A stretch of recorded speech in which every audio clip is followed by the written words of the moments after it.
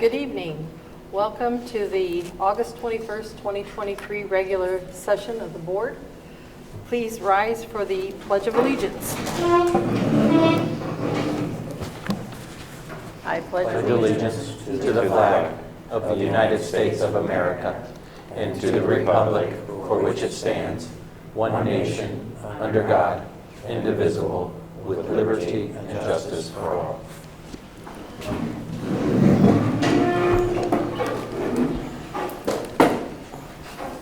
And tonight we have Houston. He's our assistant treasurer, so he's going to be helping us get through our agenda. Would you call the roll, please? Sure. Mr. McInnes. Here. Mr. Ratliff. Here. Mr. Weibling. Here. Mrs. Dyer. Here. And Ms. McKay. Here. Thank you. Item 3, superintendent's report. Good evening, President McKay, and to all other board members. It is with pleasure that I report to you that we are off to a successful start to the school year. I was able to visit all of our schools for both open house and back to school, and obviously I did not speak to everyone, but there was very positive feedback. There's a positive energy in Marion City Schools. I would encourage you, if you would like to go visit buildings, to go and check them out yourselves. I received some positive feedback from parents that I spoke to, and with the teachers that I did speak to, they said that they had the most kids. This was mostly at the elementary level that I spoke to, but they had their class lists, and were very excited to say that majority of their students and families actually came through. So we did some additional things this year. As you know, we staggered those start times. We also did a big push as far as getting the invitations and the word out to our families. So we hope to continue that momentum.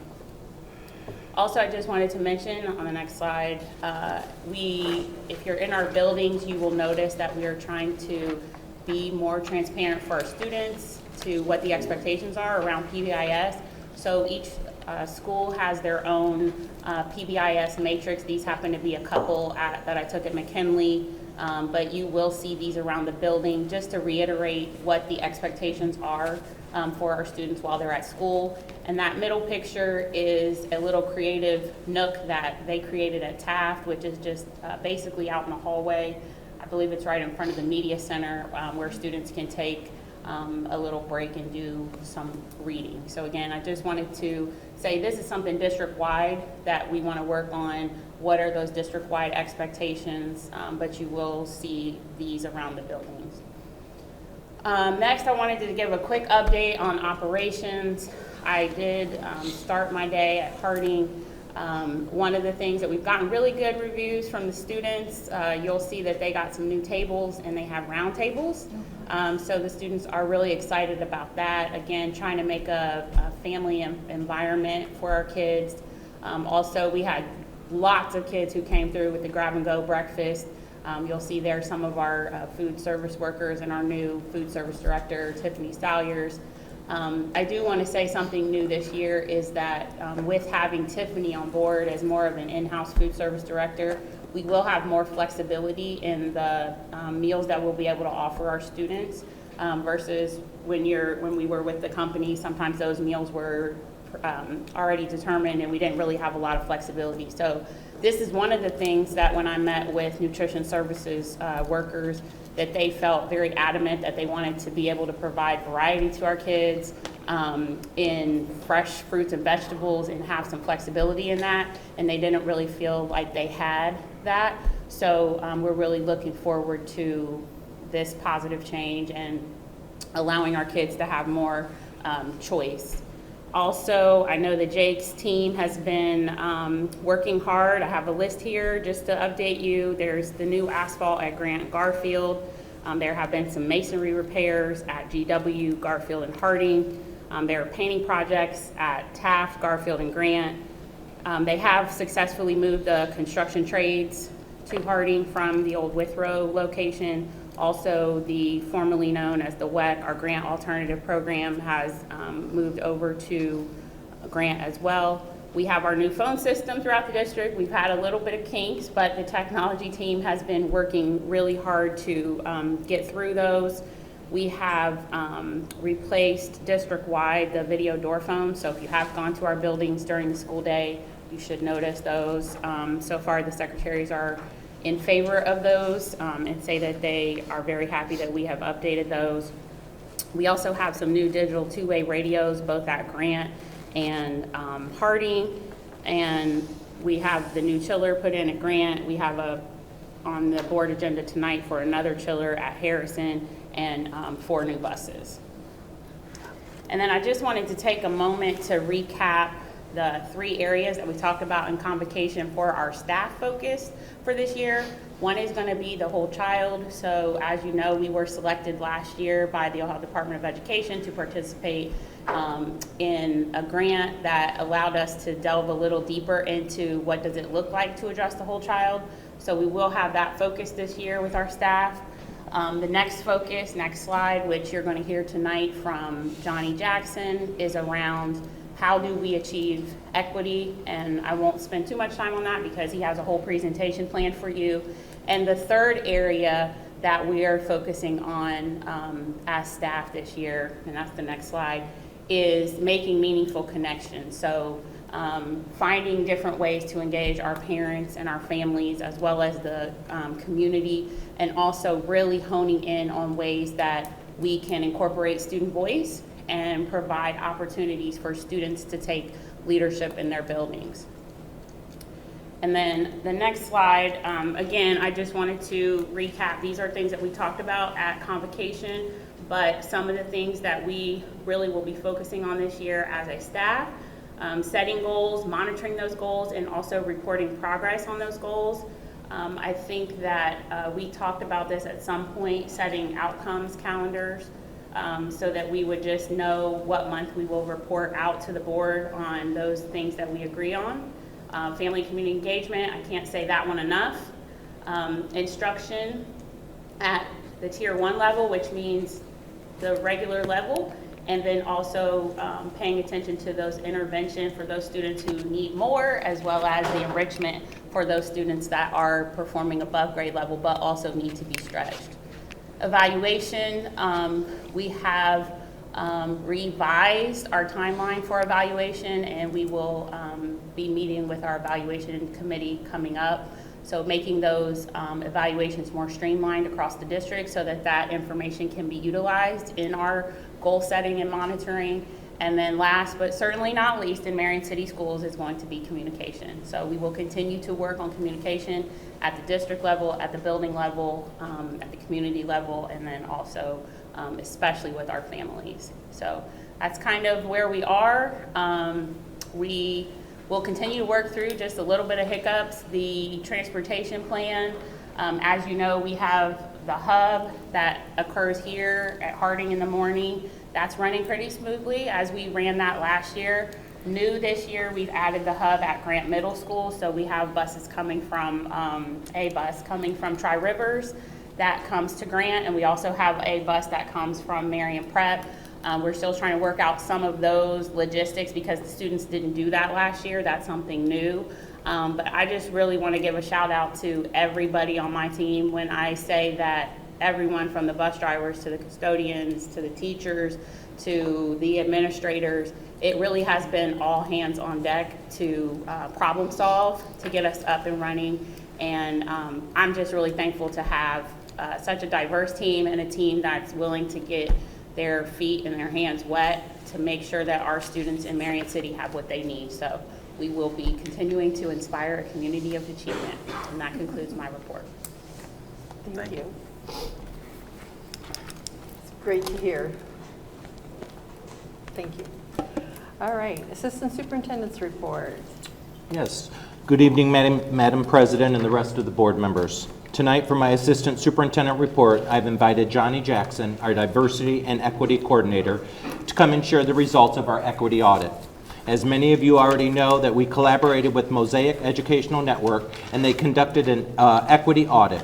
The equity audit was broken down into 6 components: supporting district employees, equity-oriented, consciousness raising, authentic listening, rejecting inequitable policies, equitable hiring and educational practices, and taking equitable action.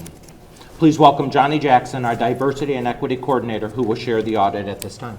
Thank you, Johnny. Thank you, Mr. Hayner, Board, also Superintendent Della Flora. It's good to be here.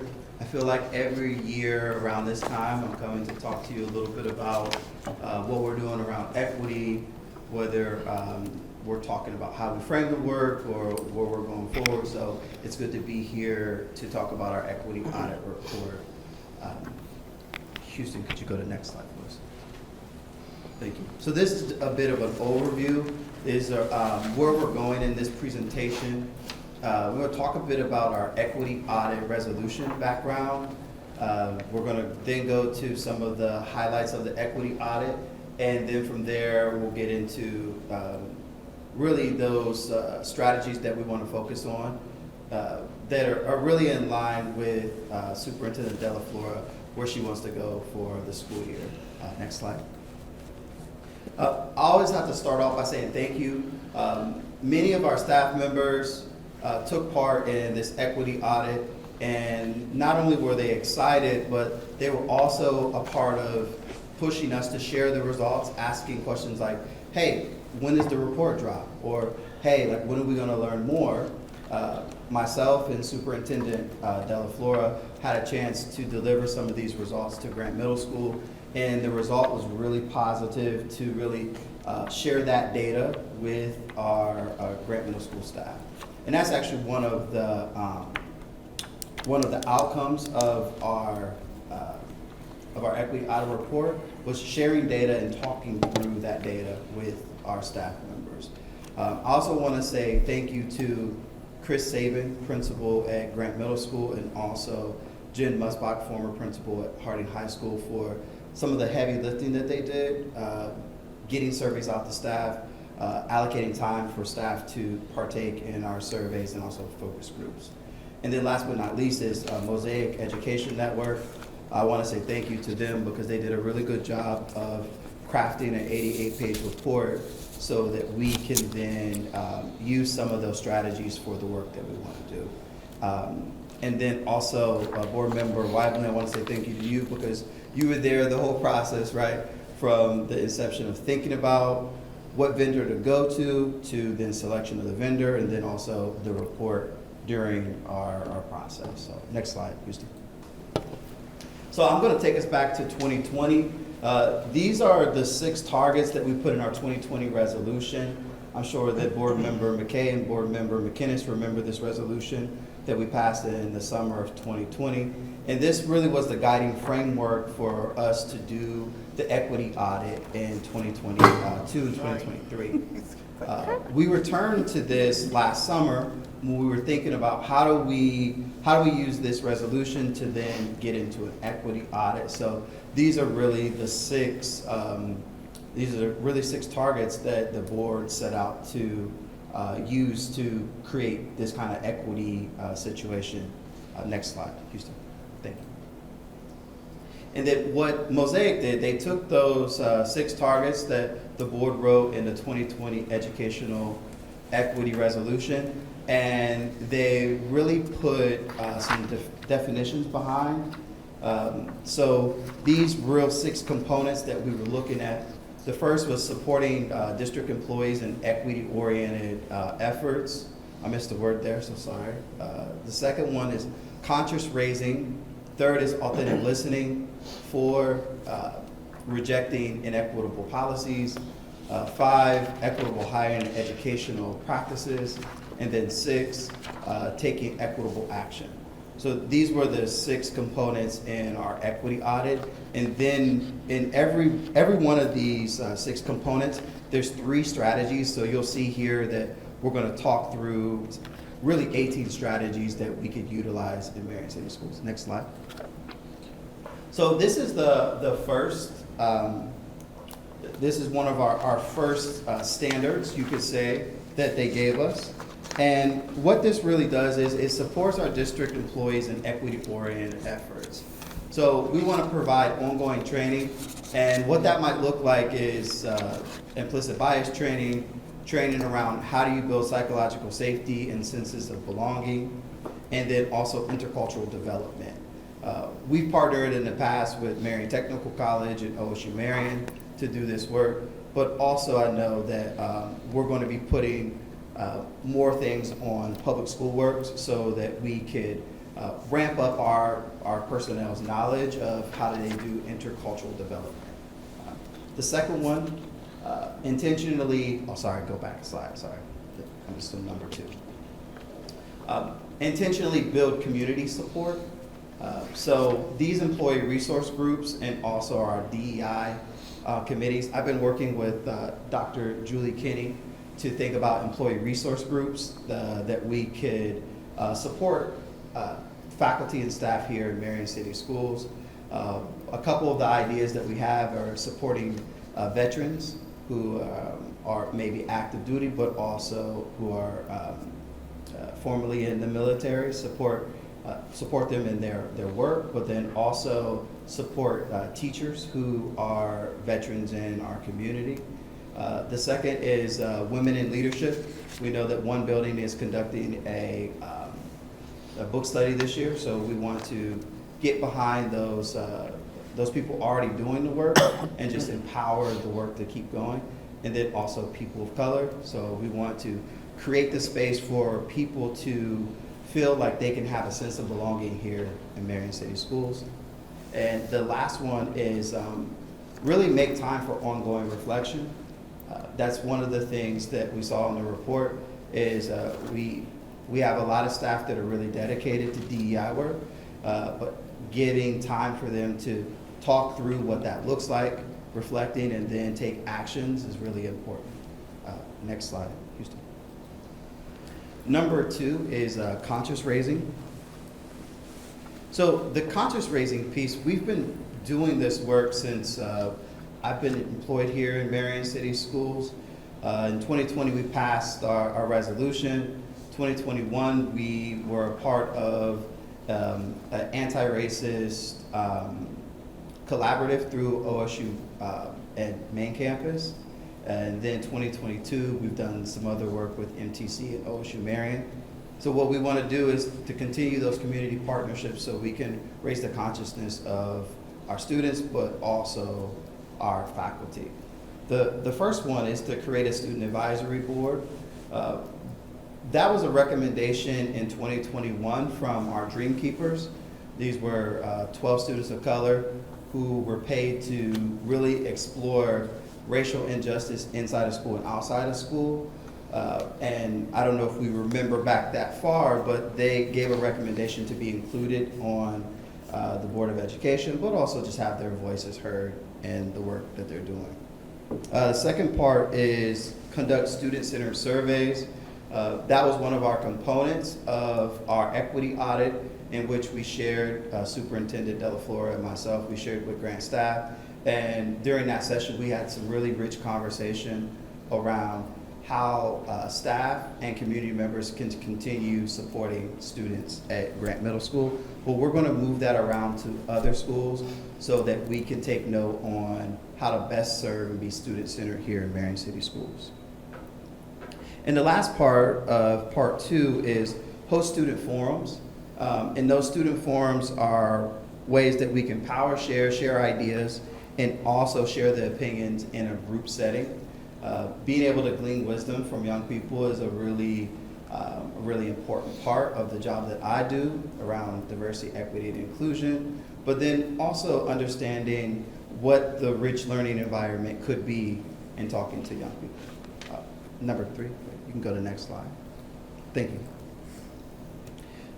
We also want to do this thing, what we call authentic listening, empower student leaders to take on roles in the school, in the district, and in the community. One of the privileges of the work that I do, we were able to partner with Logos Christian Ministries and take 12 students to Atlanta to visit HBCUs. And that's the kind of work that is really rich and possible when we partner with community organizations. Number 2 in this one is to incorporate student feedback in decision making. that part is, I've talked to many principals, and that's one of their focuses this year. I know that Superintendent Della Flora and also Assistant Superintendent Hayner have talked a lot about capturing that student voice and lifting it up so we can continue to do the work in Marion City Schools. And then part 3 is create incentives for student and staff collaboration. Part of the work that we want to do at Authentic Listening, we believe that teachers are already doing some of this work, and we want to be able to just give resources and help and also capture and tell our story in the media and tell our story around the state of Ohio. Next slide, please. Number 4 is rejecting inequitable policies. Part of the work that we want to do is kind of develop these clear plans and a timeline to identify goals and outcomes and communicate those outcomes. We started off our leadership retreat this year talking about joy, and it was around the question around what would it look like to center joy in the school and center joy in your leadership, particularly from district leadership and also principal leadership. Part of the work that we've talked to Director of Teaching and Learning Sam McMasters about, and also connecting to the Whole Child Framework, is looking at how do we build a school that is asset driven for our students and also staff, and do that where we're rejecting the deficit narratives and framing what our students are coming to school with and what we can build on as we continue to do the work. Number 2, consider who has been left out of academic excellence. So when we talk about access to certain curriculum, when we talk about access to community service or going on to college or getting a career, looking at the data of who's there and who's not there, and framing every one of our students through the gaze of how can we make sure that we're providing an academically rich and excellent education for each student that comes through Marion City Schools. And the last part of this one is co-develop a school-wide discipline metrics. I think Superintendent Della Flora was talking about our PBIS model and how we can be very transparent about the expectations. And it's the same thing for our staff. When we're transparent about the expectations of staff and students, then everyone can thrive. So that's a really important point. Next one, 5. Equitable hiring and educational practices. Again, embracing the academic excellence for each student. That means having high standards and being culturally responsive. At Grant Middle School, I was talking to our principal today, Chris Sabin. We were talking about the culturally responsive models and lessons that they have at Grant Middle School, and that's one of their focuses this year of their diversity, equity, and inclusion team, is being culturally responsive and framing their work in academic excellence. Also providing district employee supports. I spoke earlier about employee resource groups, whether it framed around the veteran experience in Marion City Schools or women leaders experience in Marion City Schools or people of color experience in Marion City Schools. What we want to do is drive up those experiences of belonging for our staff.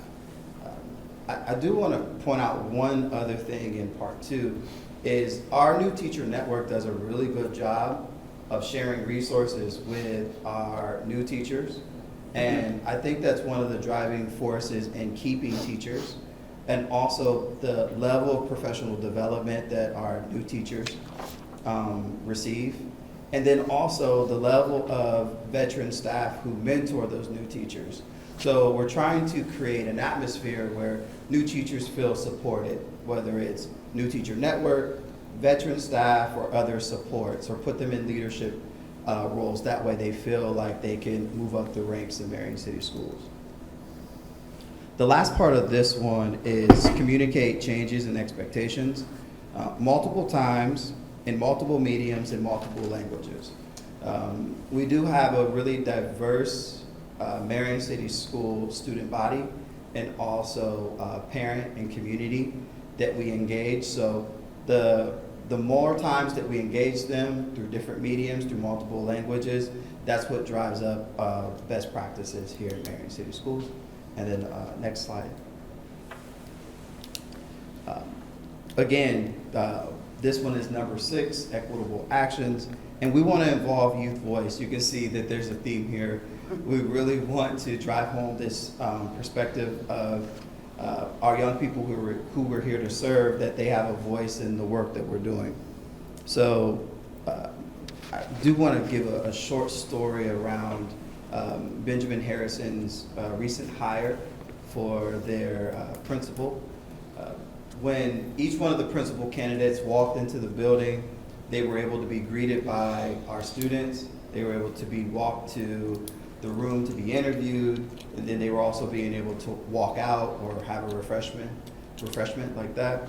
I heard really positive feedback from parents and community members that their young people were a part of the process. And that goes a long way in a small community like this, that the kids are put in leadership roles from an early age. So I just wanted to share that. And that's just an example of a process that I think that we can continue duplicating. And I think that, Director of HR, Julie Kinney, is going to keep doing that kind of work. Number 2, embedding the equity in our MCS district procedures and practices. Every year we talk about discipline, we talk about academic excellence, and then we also talk about community engagement. Those are the 3 things that we really want to make sure are driving the equity work here in Marion City Schools. And the last one on this one is continue restorative practices efforts. As I was walking in, Jake Grau was actually asking me if I was going to do a circle with you all, because usually that's the work that I do, is I do circles with folks, but this is a formal setting, so we don't have time today. Next slide, please. Out of those 18 strategies and those 6 standards, it really boils down to this. We want to be accountable to equity, and we also want to lift equity to excellence, in Marion City Schools. We want to keep doing the work around valuing and elevating student voice through representation. That means the Board of Education, partnering with student leaders, also building leadership, partnering and elevating the voice of student leaders and the work that they're doing, and also community servant leadership. This morning I was just picking up applications for one of our high school seniors so that he can have that connection between school and job. And that's the work that we do, really, right? We're trying to remove all the barriers.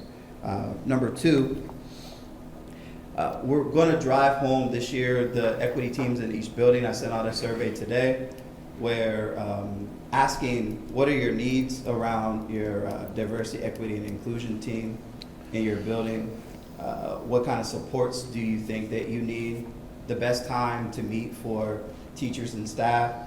Some staff, they'll meet in the morning, some meet during the school day, and some meet after school. Most of the time they'll meet in the morning or after school. So I want to give a shout out to those folks that are on equity teams, because they do a lot of work, and they put in the work for, because they value the equity. And the last part of this is community partnerships, community partnerships, community partnerships. That's the only way this work is done around equity, is the community partnerships that we have with parents, with community stakeholders, with teachers who live in Marion, who don't live in Marion.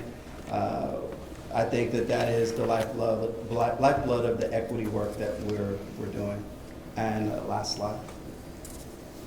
Again, I want to end how I started, saying thank you. I want to say thank you to Mosaic and Dr. Melissa Crum for putting together this report and giving us those 6 standards and 18 strategies that we can utilize throughout the year.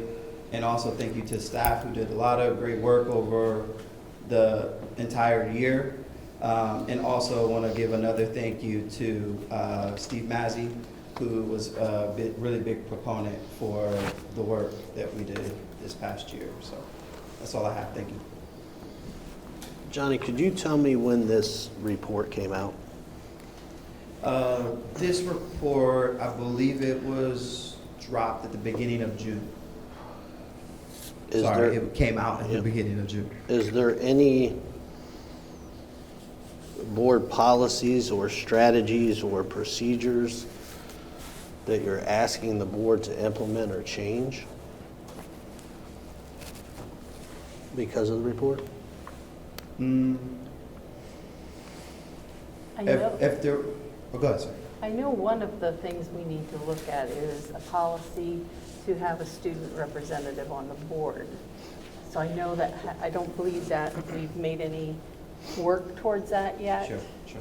So, Actually, we did. well, Policy yeah, you're committee, on. policy committee considered that, and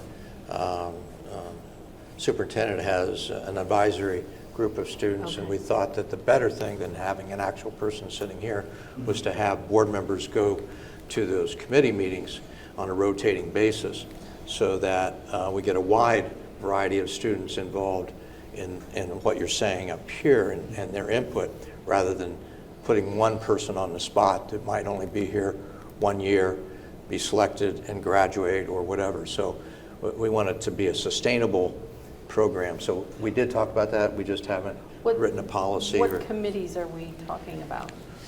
Like student committees? Mm-hmm. Okay. And we haven't, to my knowledge, implemented that yet, or the board would be eventually invited 2 at a time to attend those, whether they're on a monthly, weekly, or whatever the superintendent sets up. Am I saying that correctly? Yes, correct. We will Thank get those up and running, and you will be invited to participate in those.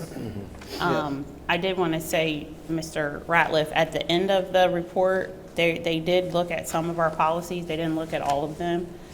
Dress code was one, school discipline. So really, they gave us some guiding questions to kind of go back through and look at. So I think that as our team starts to delve into this report throughout the year and break pieces of it apart and make meaning of it, I think we certainly will have some policies that we would be bringing back to the board Yeah. for Well, I revision. mean, yeah, I appreciate that. I mean, I'm just looking at the report drops in June. For the first time, we get it on August 2nd, and that's only because I asked for it. Then it's presented here tonight, so you guys have been training on it for several months. The board has no idea, at least this board member has no idea what's going on with these trainings, but I keep reading about them. I'm all about diversity, equity, and inclusion. However, when we're talking about, and I get a read about equity strategies, but this board, and we are the Marion City Board of Education, has nothing to do with any of these strategies, I get quite concerned. Because we're training staff members, we're talking about hiring practices. And I'm very concerned because I don't believe from the top down that this place has equity. I think we struggle with inclusion, but there's definitely not much equity here in Marion City from the way we hire people, the procedures we use, to the contracts we give. I have a serious problem with it, and we're 2 months post the policy coming out, and I believe at the staff meeting, and this is a completely taxpayer-funded report, and I think now people, because of this presentation, can now read the report. I think 2 months, taking 2 months to get it to the board, taking 2 months to get it to the public is just unacceptable. I also think when we're having equity strategy meetings about how we're going to train, what we're going to do, and board members are not involved with those strategy meetings. Last time I checked, the board gives the policy and procedures that this district's supposed to be acting upon, and we're just out here doing whatever we would like to do without consulting the board is very dangerous in my estimation. So I don't know how the other board members feel about it. I'm sure they'll be okay with how we're proceeding. I am not. I do have a serious, and I understand that you guys have came up with this student voice theme. I am not particularly impressed, or I do not particularly, my daughter was part of that 5th grade that he had talked about. I really could care less about what my 11-year-old thinks of administrators and whether we should hire them or not. Having a say in saying, hey, we can do better for our students usually comes from teachers. Having people in advisory committees that we're going to somehow listen to with kids, I think is part of the problem. We have minors, that's what they are. They have no standing as in law, and that's because they don't know any better. So to sit here and say this big wide world should be taught to them through their eyes leads to disaster. And I think that's what we have. We have a bunch of, I think, for lack of better words here, we're focused on the wrong things. We're doing a whole child thing. If we can get into this, I mean, we're talking about a whole child development look at the whole child theme. The problem with the whole child theme, this school district is never going to solve poverty. It never will. So we're wasting our time. We're not focusing on ABCs and 1, 2, 3s. We're focusing on everything else, it seems like, except that. I still don't have, we're in August and we're coming up right now, I still don't have a plan on how we're going, nothing has been presented on how we're going to attack test scores, but I'm in here talking about how the student's voice is going to be heard and all this. I'm waiting to hear how we're going to conquer a 1% test score for math competency in the 8th grade, who are now 9th graders. That's what I'm waiting on. And we're not doing it. I mean, we're focused everywhere but what we're meant to do, which is the ABCs and 1, 2, 3s. This report here, and we spent $55,000 on this thing. I could have sat down and we could have had lunch and discussed this, because everybody who has lived in Marion City knows is what's wrong with this district. We don't have enough minorities teaching. We don't have enough opportunities for our kids.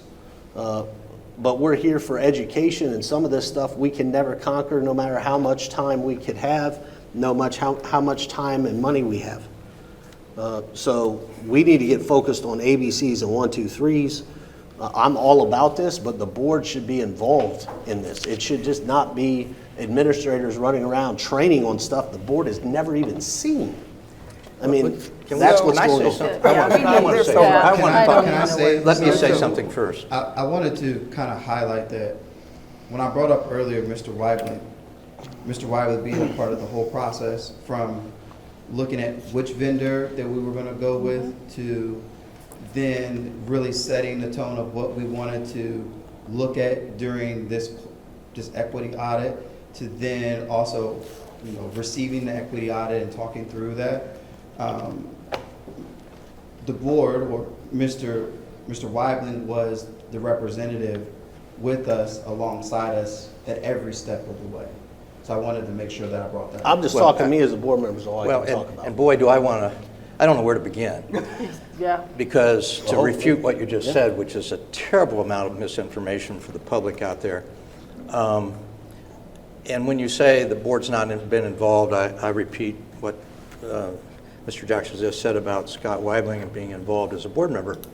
And I think we talked about the superintendent has already started student advisory committees, and she's been very active in that area. And all I can say is, okay, not yet. And I would like to see you personally more engaged with the board members, with the administrative team. I know I am on a weekly, sometimes daily basis, asking the questions you just asked. And it doesn't concern me a bit that 2 months that you got the report have gone by when the rest of us have been very engaged in what's going on. And so I attend the policy committees on a regular basis. Do you attend the committee meetings on a regular basis? I do sometimes. Sometimes. Yes. It's I work important and for you this have them. board to attend every Every meeting you're assigned to. Do you understand we don't have a board committee? Do you understand that? Not one. Those are superintendent committees. So once you start doing board committees like the rules call for, then we can start talking. Secondly, a board member shouldn't have to ask for an equity audit. It should be given to us as soon as they got it. So I got to sit around, not only do I have to practice law full time and I have trial work, but I got to sit around and worry about chasing stuff down. That's my problem. Maybe you don't have time to be a board member, because No. it takes in time What it is every day. Okay. Communication has to happen. Yeah, and it does if you would listen. It doesn't. And if you would So- participate on a regular So basis. for me, which I did meet with the superintendent today, and I did and have been involved in this equity thing, and as soon as I got it, I started to streamline through it and compare it to the resolution. So a couple of things. I know when you talk about student voices aren't important, that's not true. Just today, and I don't know if you guys know this yet, just today, my granddaughter and her student voice was appointed to be a student ambassador at the state level. okay? Because that's the trend. Student voices are the trend, okay? Marsha Pitts called me before I walked through the door. I don't know, we may have other students. I just know my granddaughter's voice was important as far as that leadership was concerned, and you guys will probably get more information about that. So student voice is very important to me. Also, I see there are so many things that we are doing. You mentioned the Public School Works, which gives us an opportunity to kind of look at, board members can look at certain things as far as equity and those particular classes are concerned. I just talked to Sam McMaster about a great night that we have. Is she allowed? Can you talk to us a little bit about the multilingual thing okay. We offered a multilingual open house for our families. Can you hear me or can you? I know Mr. Mullins can.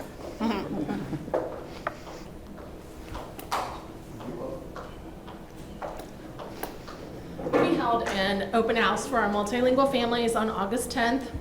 They were all invited personally, and we also put information out through social media. We offered a resource fair for our families. We had interpreters available. We offered support with our returning student registration. It was from 4 to 6. We had some families that stayed as late as 7:30 to make sure they got all of their kids registered. So it was a good evening, good opportunity for multilingual families to engage with our English language learner teachers. Our college and career readiness advisors from the high school were here. We had some immigration support that was here as well. And so it was just a great evening. First time we've tried it. We want to expand on it in the future. And then was there some young lady that you mentioned that got some award or So something? we did offer a community award to Maria, and I cannot remember her last name, I apologize, but it was a community leadership award. And she is a community member who supports our programming, who helps our families, does some interpreting for us, and also meets with families as they go through the registration process and just understanding what's happening in the schools and keeping our families connected. And without having a student voice talking to us and to you, how would we know that this is what our parents Need or and want. Need or want? You know, So- we would be operating in a vacuum. I mean, the student voice is kind of your boots on the ground. So for me, just to go back to piggyback with this equity audit, this has been something, Rocky, that you've asked about forever. Have Johnny do something about equity audit. Have Johnny do No, this I about voted equity. no for the audit. I know. I voted. I know. Or I won know. it, you guys took a vote when I was on vacation. I wanted Johnny Well- to have the money Okay, and in Johnny, his if equity you- department. If you had to receive $50,000 or whatever, 55,000, as opposed to the money that we invested in this equity audit, and if you had a preference, you know, could you have done this very same thing with the $50,000? Actually, I probably would have did something similar around an equity audit, just because it elevates the systems that where we really need to be targeting our supports. So those 6 standards and those 18 strategies that Mosaic gave us, I would do it again the same way. Is really trying to look at like what do we need to be doing as a system, and also helps us develop strategies and a strategic plan around equity. Yeah. I do it the same way. I'm But not, my point was, we took the resolution, the bare bones of what we were doing as a district, and then we drew parallels to the audit and developed strategies around those different 6 components, correct?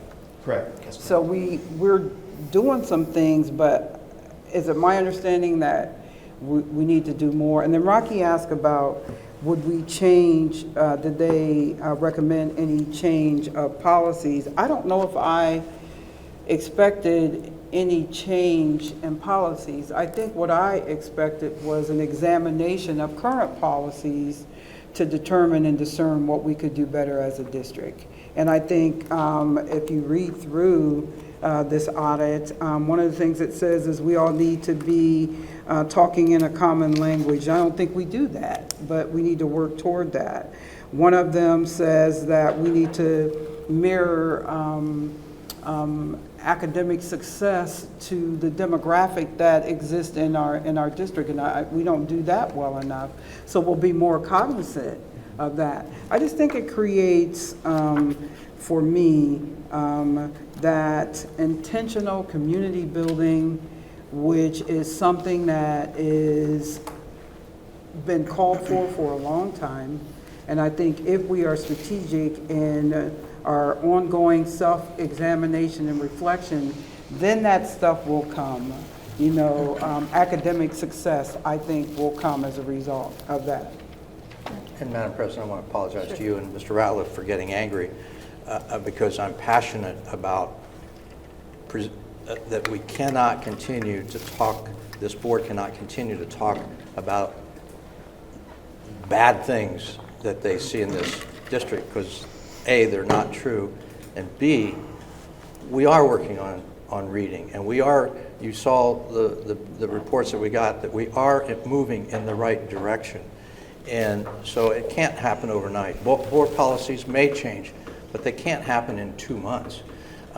This takes time. And so I apologize for being angry about it, but we've got to present to this community the good things that we do, not continually beat up on things that just aren't right. So I apologize. Appreciate that. Johnny, thank you for presenting tonight. And I know at the committee meetings it wasn't always a smooth road. We had some bumps and some tough conversations, but that's how things happen. I want to start with the things that I liked, I guess, going in reverse order. When Olympia said that as we look at the results throughout the year, which you look at an 88-page report, and I like that they even said it at the end. So this can be overwhelming because that's exactly how I was feeling.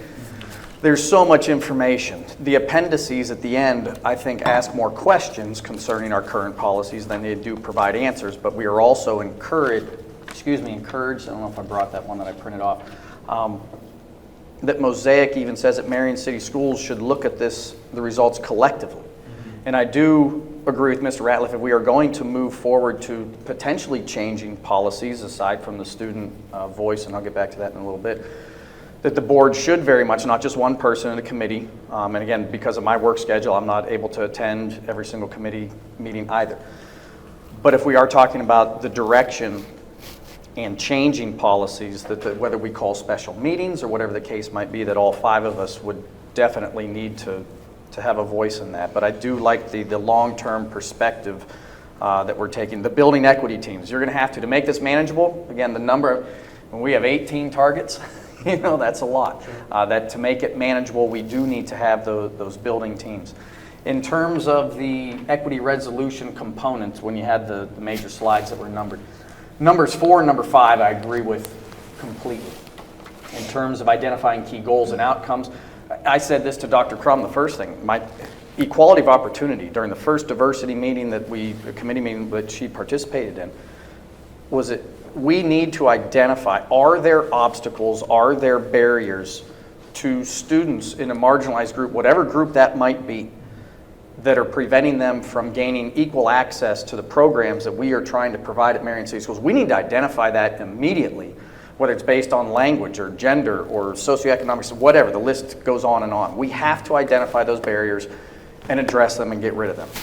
If we have unfair hiring practices, if we have students who are being disciplined because they're in a marginal group for things they didn't do, or things that students in a non-marginalized group aren't being disciplined, that's a problem.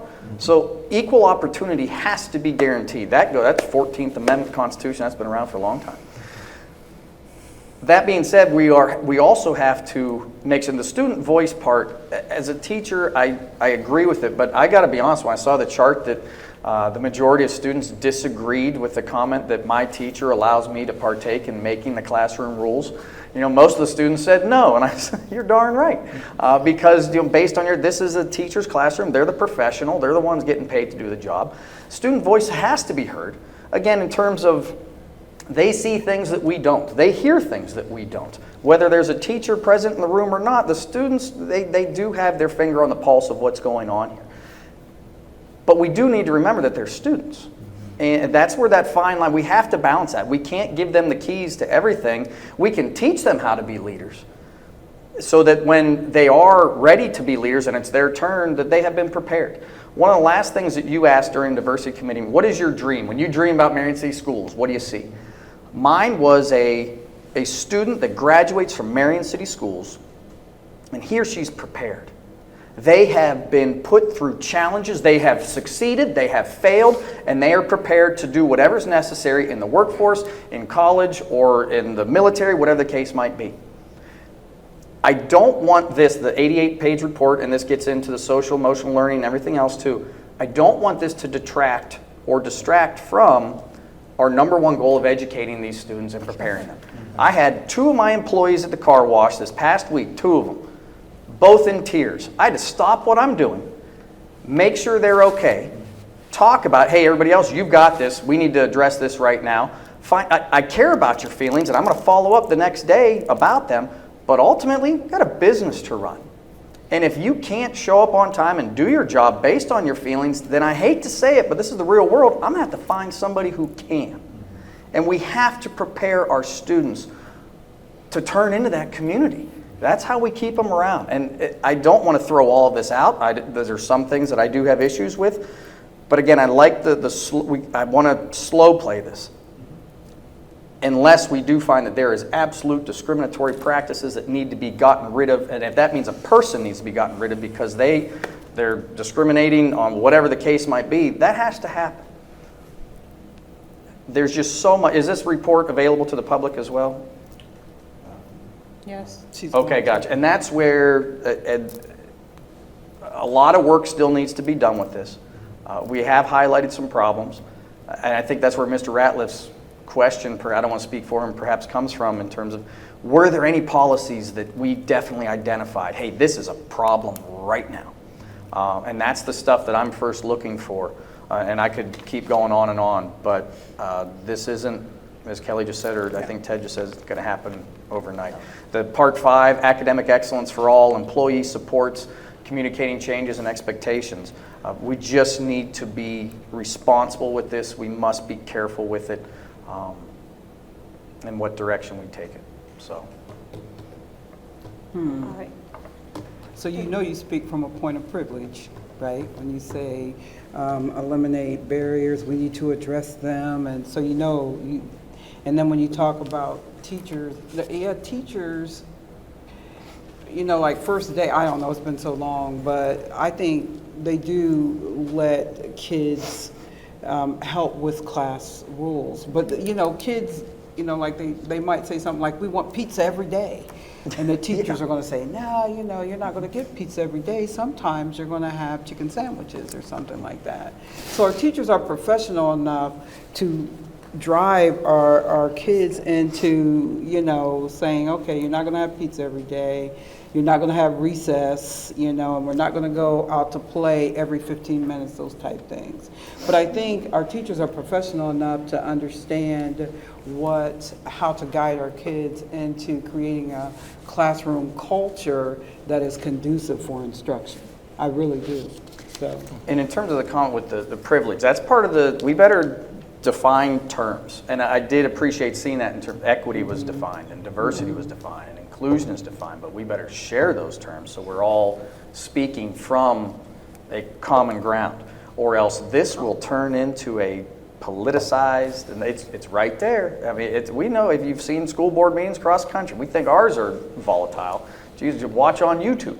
Okay? And this is where we have to be mature about it, and we have to be careful about it, we have to be respectful, and we have to be educated about it. And that starts again with defined terms, and we're all on the same page. Or else this gets heated and ugly real quick. Yeah, that's what and then we don't need that.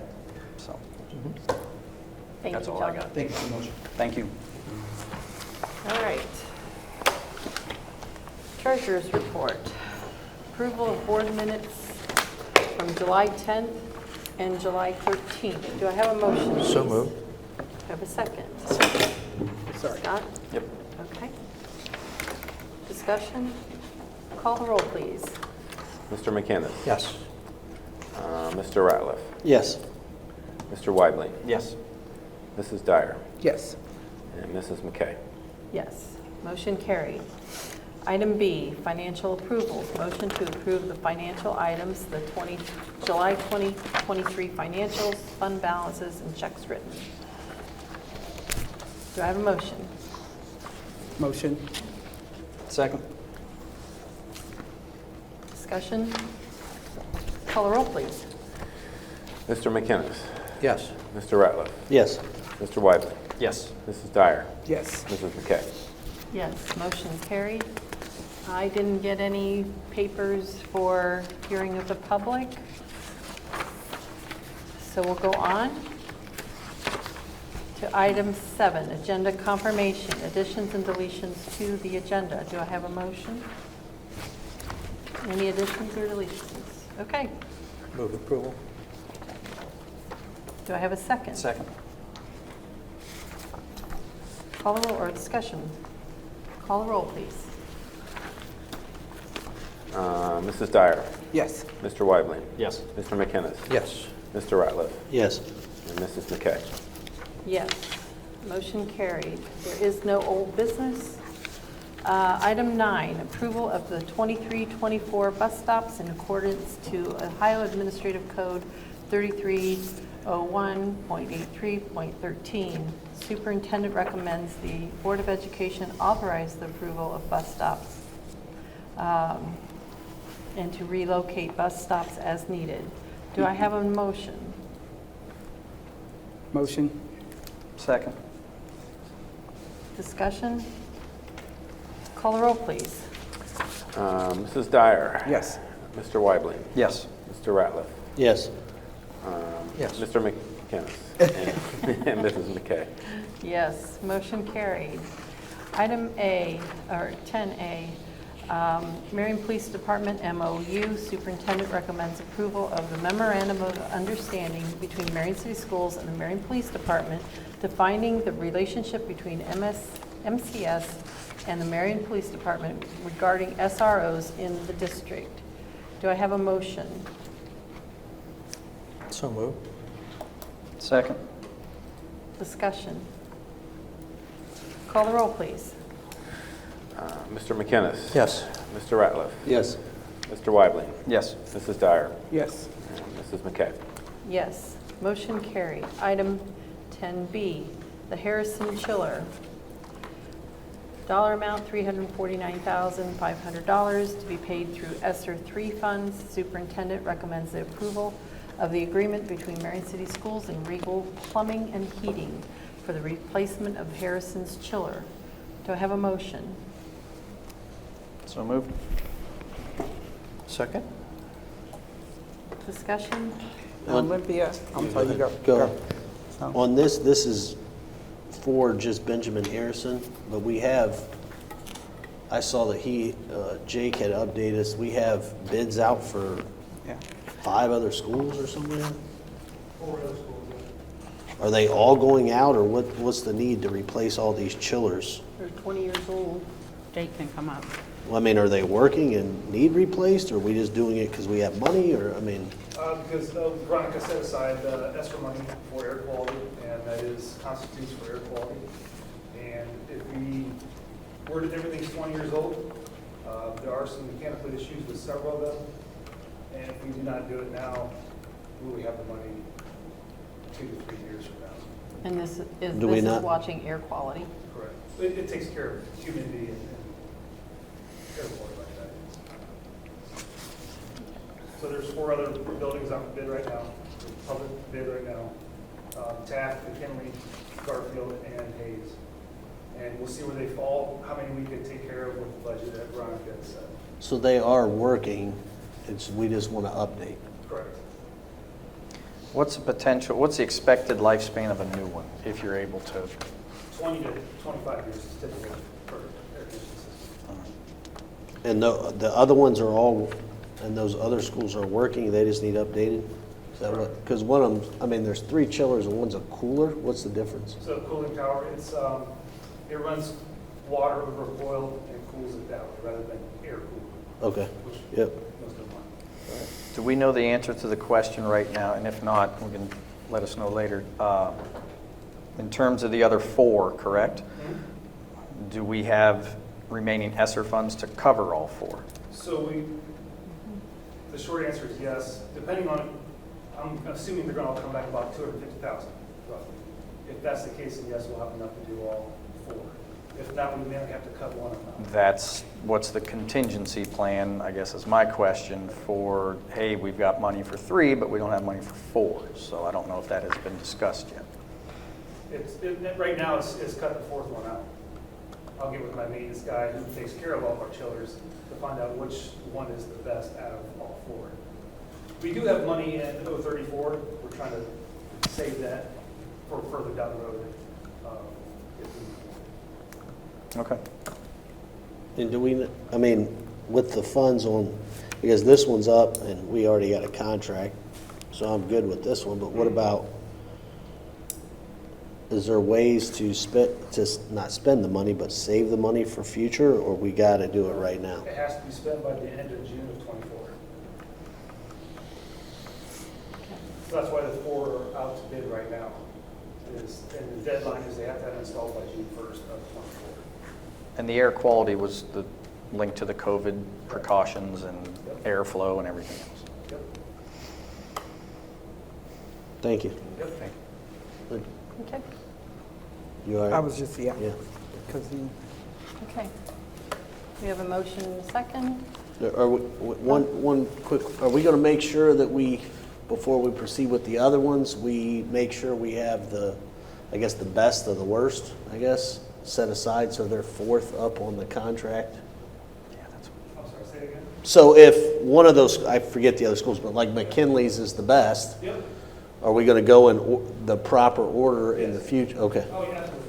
I just wanna make sure we're going in the proper order of the future, because I don't want maybe the worst to be at the end and then we didn't have enough. Okay. so, because we're going to meet facilities, right, Jake, on the 24th, and I know you're on that committee, facilities, and so he's got a nice outline of our projects. Maybe we can look at, because you've got upcoming projects, McKinley, Garfield, TAP, and so on and so forth. Is this prioritized and, no? So maybe, yeah, so maybe, would you like it if he prioritized? No, I just want to make sure that if he's saying we got enough, but the end, that we're actually going in the order,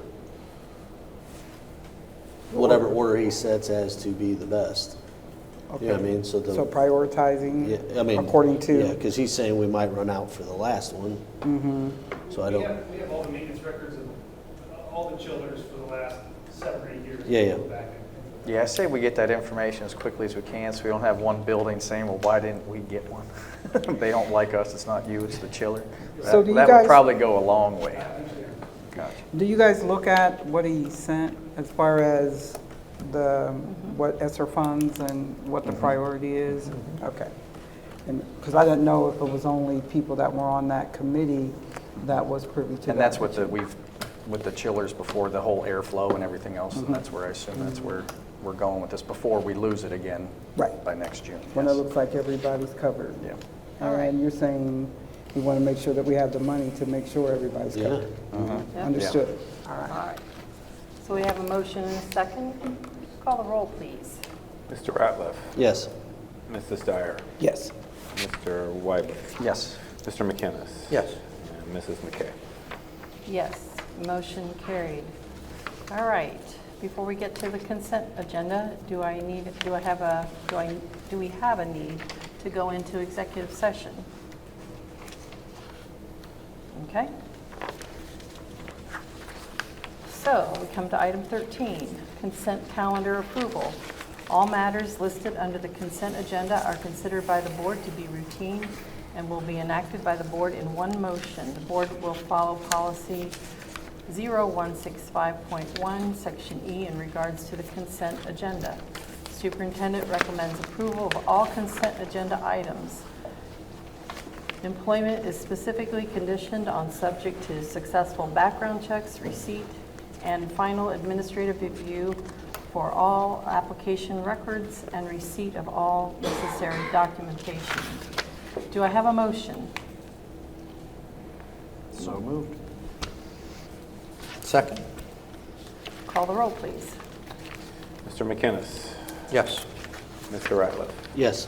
Mr. Weidman. Yes. Mrs. Dyer. Yes. Mrs. McKay. Yes. Motion carried. All right.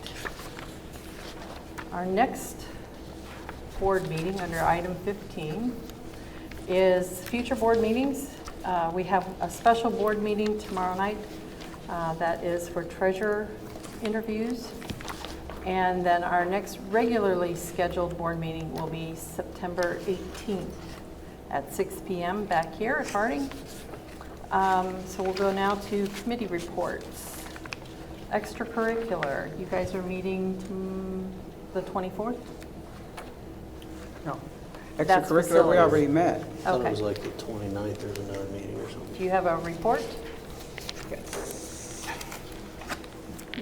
So, yeah, well, because whoever takes notes takes really good notes.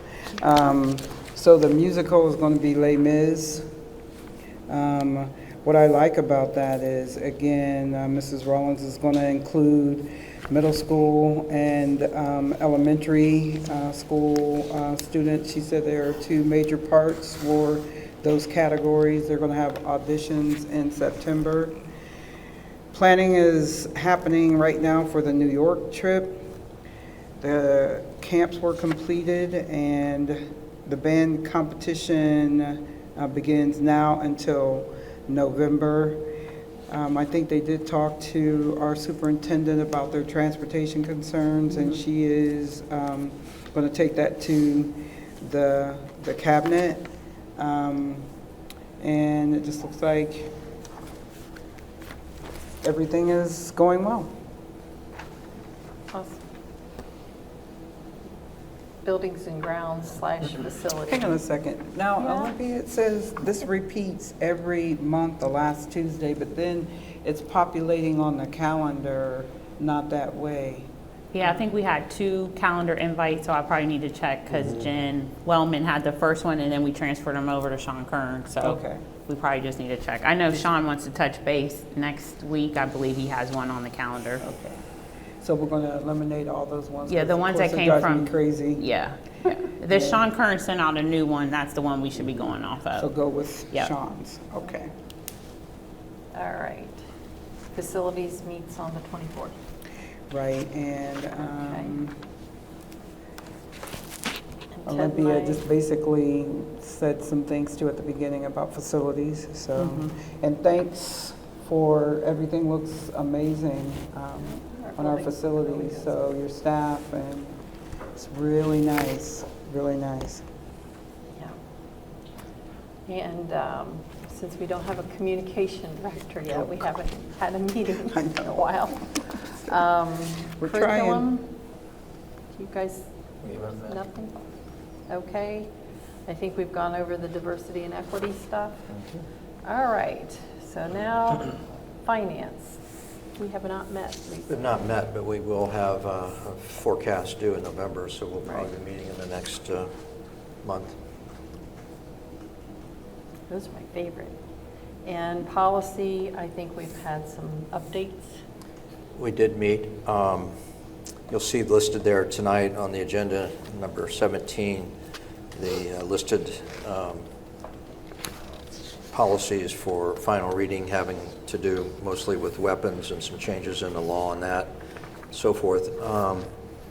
The one policy that was on there last month was the volunteer one that Mr. Ratliff had raised some questions about. We discussed that at length in our policy committee meeting. We're trying to line up some of the rehabilitation opportunities for volunteers to be similar to those of teaching staff and others. But we're going to have council review that, and Olympia is writing some of the guidelines behind that, so that although we don't approve guidelines, Mr. Ratliff made a good point last meeting that if we're going to have rehabilitation, it can't just be in the guidelines, it's got to be in the policy as well.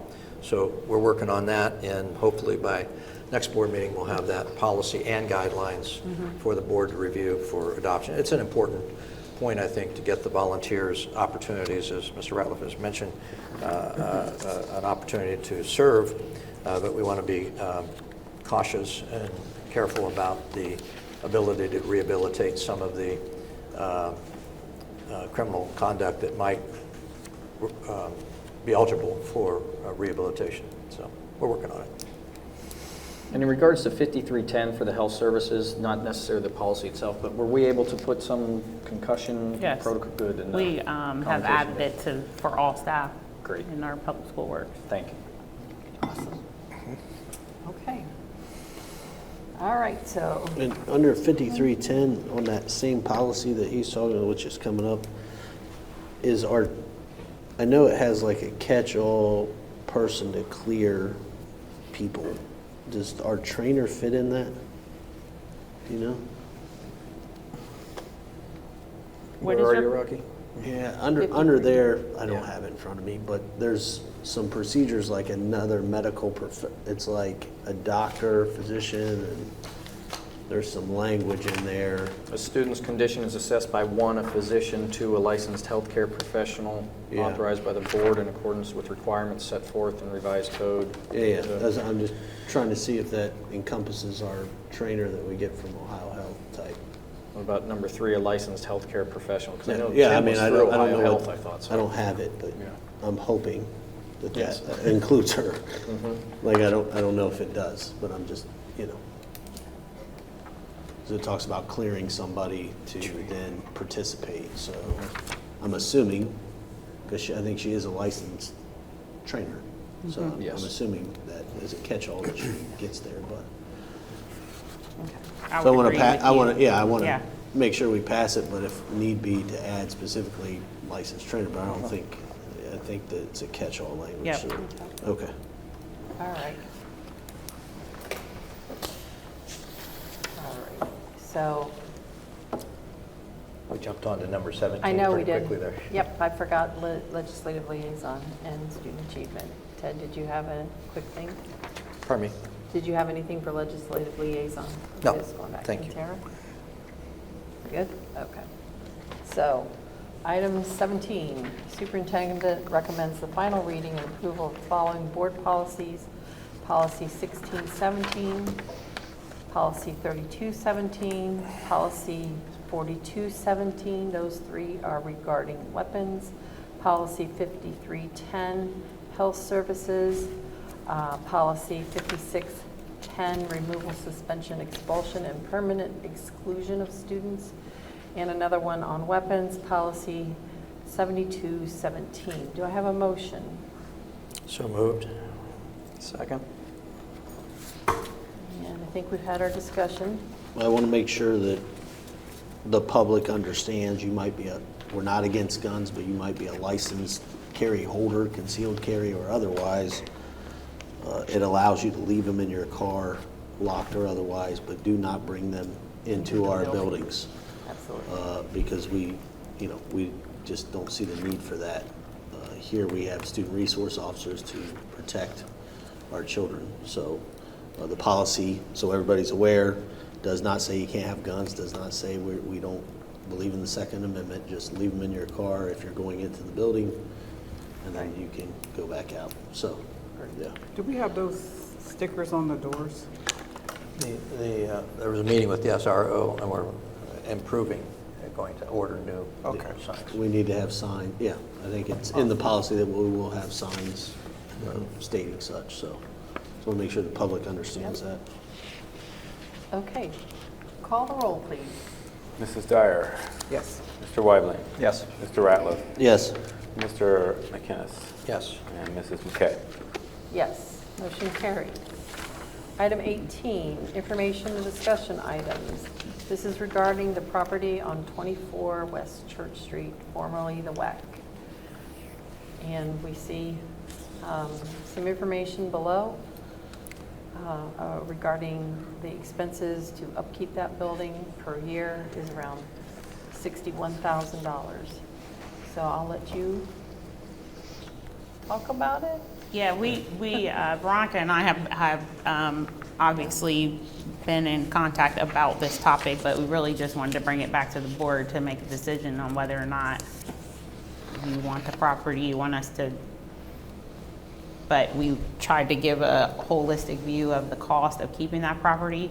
We don't currently have a plan to run any type of programming there.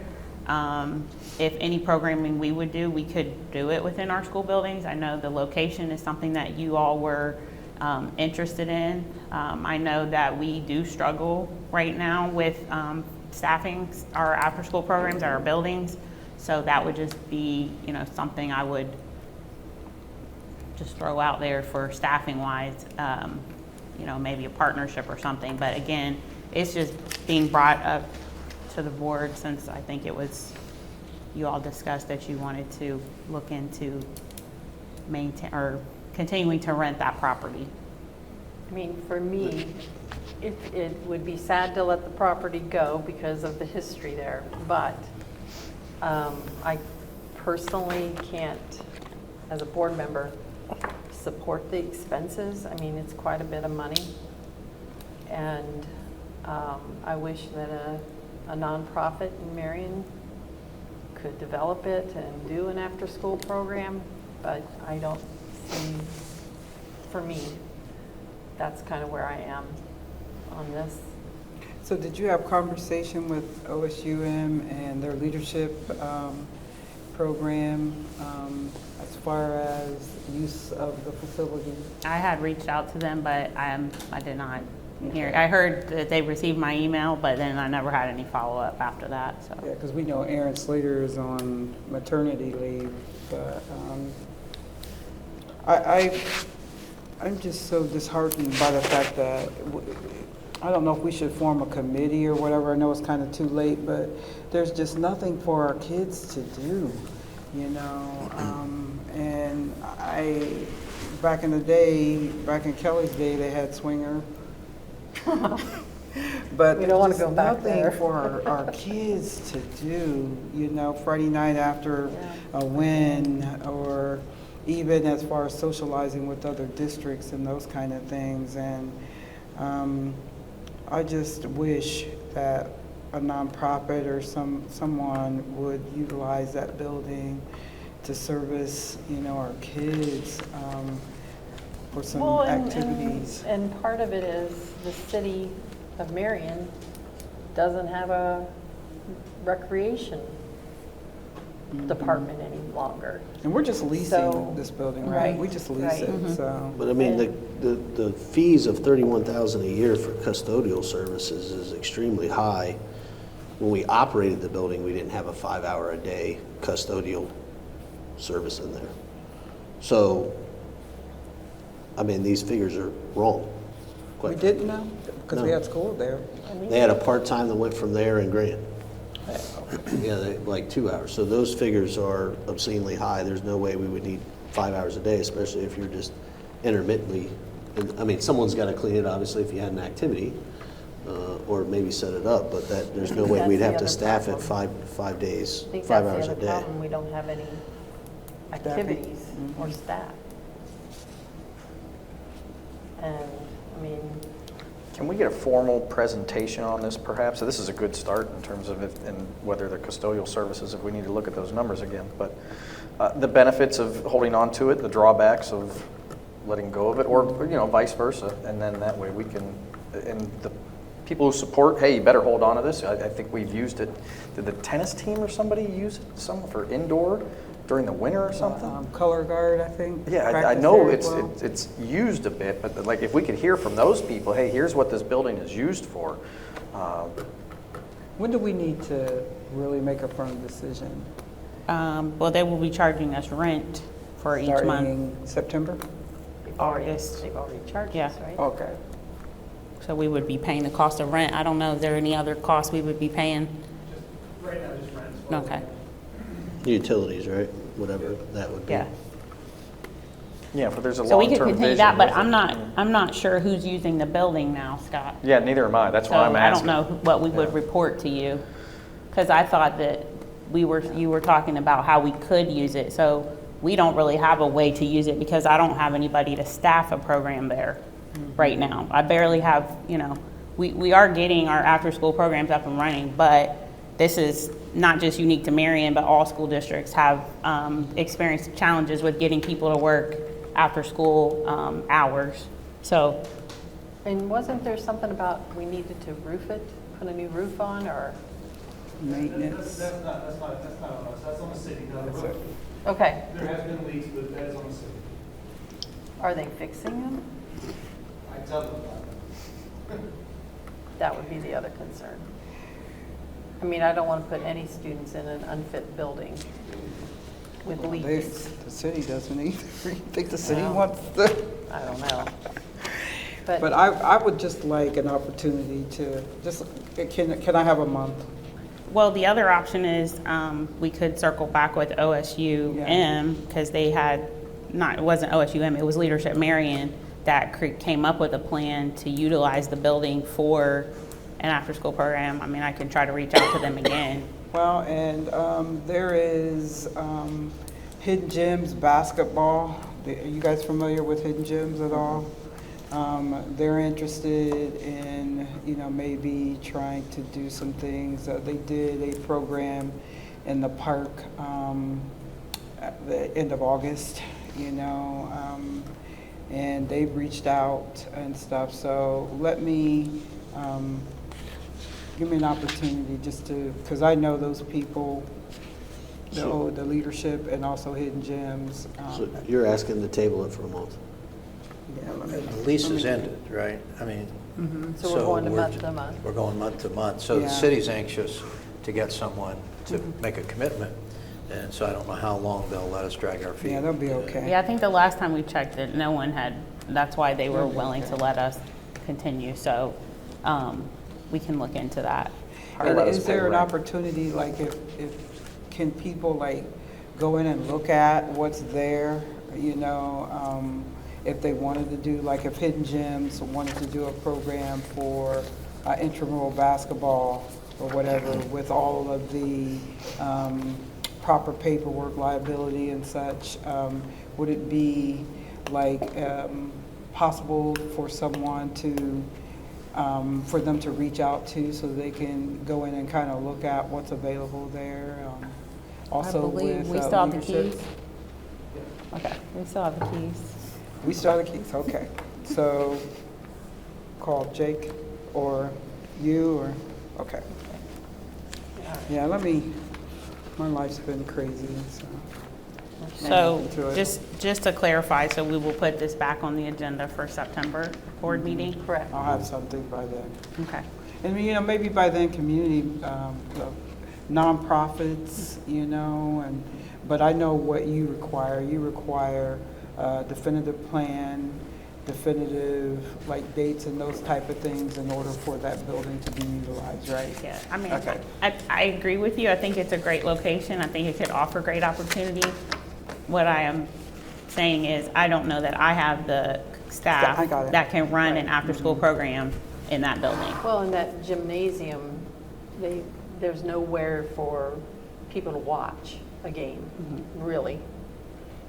You are really limited in scope of what you can do in that building in terms of basketball, because the stage has been blocked. The old stage where people used to sit is blocked off. I think it's a storage behind there, maybe. Well, there were, So, there's for not the leadership, they were talking about doing art classes. They were talking about doing line dancing, TikToks. I mean, they were talking about, I guess there's this big thing with coloring books now and stuff. So let me get not only that input, but other people in the community to see. Okay. I hate to see that. That building has been Through the everything. ringer. Through the ringer. And it's probably saying, let me go, let me I think die it a is. slow death. Yeah. All right. And if anybody wants to, reach out with me or whatever, anybody in the audience or the public, please let me know. Do we have a need for executive session? Nope. I need to talk to you guys briefly. And then Okay. that's it. All right. Do I have a motion to adjourn? So moved. Do I have a second? Second. Call the roll, please. Mr. McKenna. Yes. Mrs. Dyer. Yes. Mr. Weidling. Yes. Mr. Ratliff. Yes. And Mrs. McKay. Yes, motion carried. Everybody have a great evening. We will see you on September 18th. Thank you for coming.